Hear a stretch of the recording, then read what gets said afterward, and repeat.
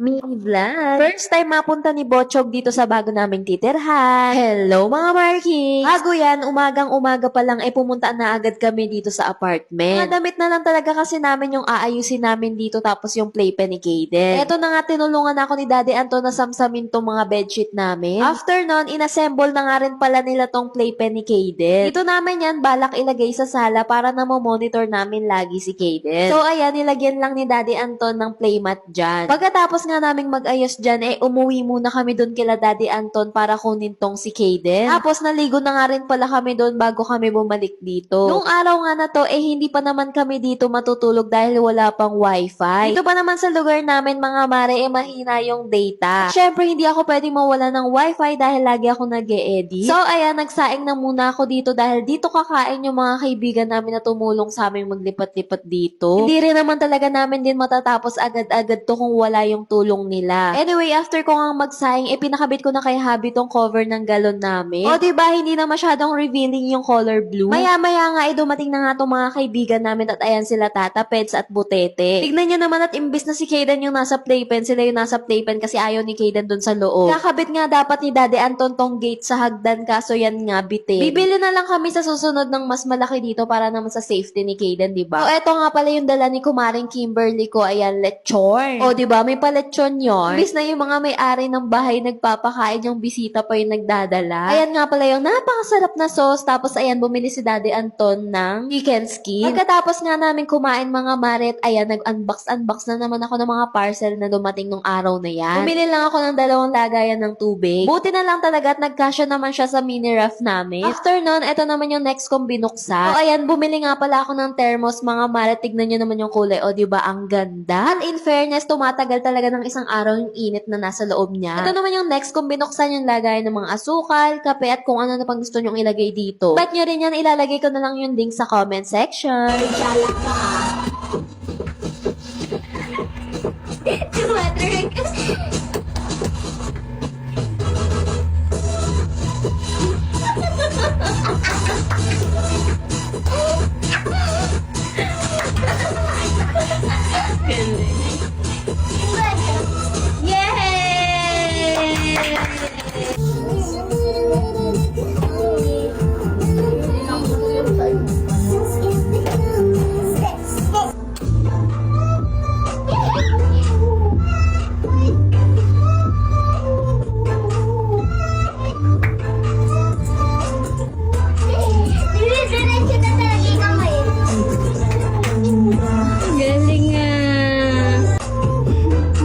Pagka-uwi nga namin mga maret, ayan si Kaden sayaw ng sayaw. Pisado niya talaga lahat ng steps niyan, lalo na yung 21 mashup. So, ayan lang. Salamat!